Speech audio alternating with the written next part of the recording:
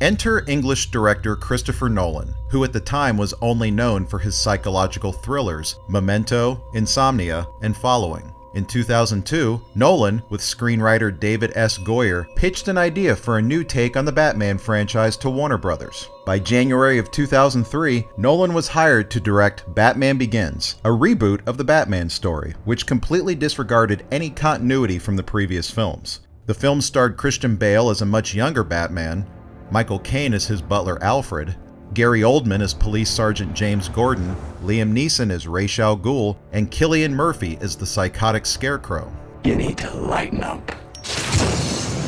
The movie told in great detail how and why billionaire Bruce Wayne decides to become Batman. As a man, I'm flesh and blood. I can be ignored, I can be destroyed, but as a symbol, I can be everlasting.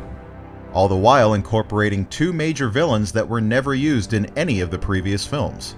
Released in June of 2005, the movie was critically and publicly very well received. Last year, Spider-Man 2 got Spider-Man right, and this year, Batman Begins is the Batman movie I've been waiting for and hoping for. It's one of the year's best films. It absolutely is, and I love the first film that Tim Burton directed, but I still say this is the best Batman movie ever by far. The worldwide box office returns were strong, but not earth-shattering, mainly due to the movie going public retaining an 8-year-long bitter aftertaste from Batman and Robin. Sorry to disappoint.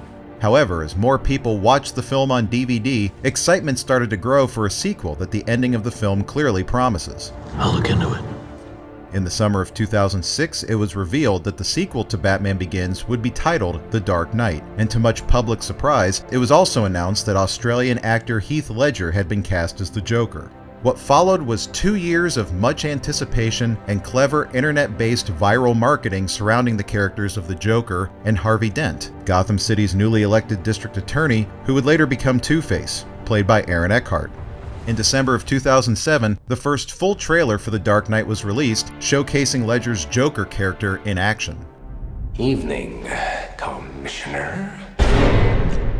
Which caused a worldwide stir and basically extinguished any remaining doubt about Heath Ledger being the right choice for the part. Early Oscar buzz was already surrounding Ledger as a result of the praise he was receiving from Gary Oldman and Michael Caine during interviews. Then in January of 2008, roughly 6 months before the film's release date, it was announced that Heath Ledger was found dead in his New York apartment due to an accidental prescription drug overdose, causing a dark cloud to start forming over the production of the movie.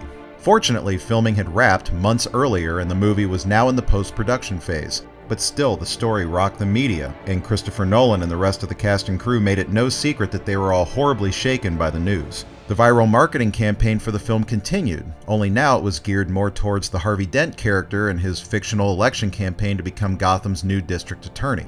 By spring, TV advertising and movie trailers were in full force. The public grief of Ledger's death was starting to slowly turn into huge anticipation as the film grew closer and closer to being released. Then in July of 2008, the film was released to almost unanimous critical praise. It was considered by some to not only be one of the greatest comic book films of all time, but one of the greatest films of all time.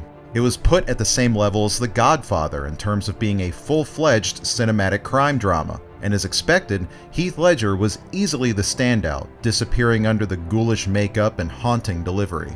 I'm a man of my word.